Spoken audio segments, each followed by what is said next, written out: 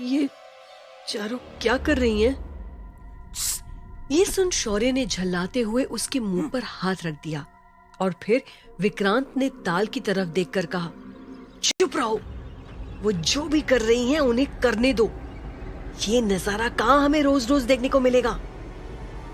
ये बोलते ही तीनों के बीच फिर खामोशी छा गई। शाम ढलने वाली थी और विषानियों का रहस्यमय स्नान अब अपने आखिरी पड़ाव पर था।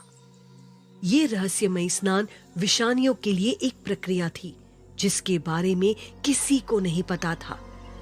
ये स्नान बहुत ही गुप्त तरीके से किया जाता था और इसे देखना किसी के लिए भी वर्जित था। ताल लीला के बाद अब लड़कियां ताल से निकल भीगी साड़ी में ही वहां से जाने लगी। ये लोग तो जाने लगी, विक्रांत ने थोड़ा चिल्लाकर कहा। वो सारी लड़कियां अभी आगे बढ़ ही रही थीं कि तभी विक्रांत ने महसूस किया कि उन लड़कियों में से एक ने उसकी आवाज सुन ली है। इधर विक्रांत कुछ समझ पाता या कुछ बोल पाता, इससे पहले उस लड़की ने अपना सिर हिलाकर विक्रांत की तरफ देख कुछ इशारा किया। उस वक्त हल्की सी मध्यम रोशनी थी। विक्रांत उस लड़की के इशारे को समझ गया और उस इशारे को समझते ही विक्रांत खुशी से फूला नहीं समा रहा था। उसने मुझे इशारे से अपने पीछे बुलाया है, मन में कहते हुए विक्रांत झाड़ियों से बाहर निकला और उन लड़कियों के पीछे जाने लगा। उसने अभी कुछ कदम बढ़ाए थे कि तभी उसके दोनों दोस्त ने उसका हाथ पकड़ लिया। कहाँ भाई, अब कहाँ? हमें बस ये नजारा देखना था, शो खत्म, अब चलो यहाँ से भाई, अंधेरा होने को है। तुमने सुना नहीं कि अंधेरा होने के बाद यहाँ कोई भी मर्द नहीं रुकता, जो रुका सब पागल हो गया। पर विक्रांत कहाँ मानने वाला था।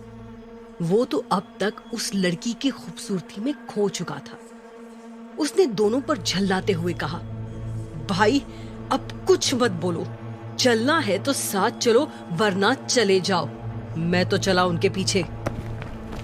विक्रांत के इतना कहने के बाद दोनों खामोश हो गए और दोनों विक्रांत के पीछे पीछे बेबस होकर सामने कच्ची सड़क की तरफ जाने लगे जिस तरफ वो लड़कियां गई थीं।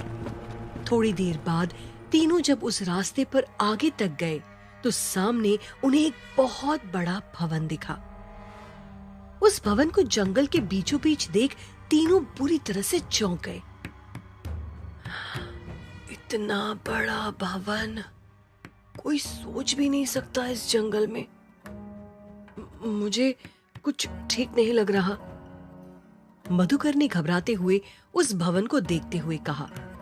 भाई ये भवन ही नहीं बल्कि बहुत बड़ा टाउनशिप है, शौर्य ने कहा।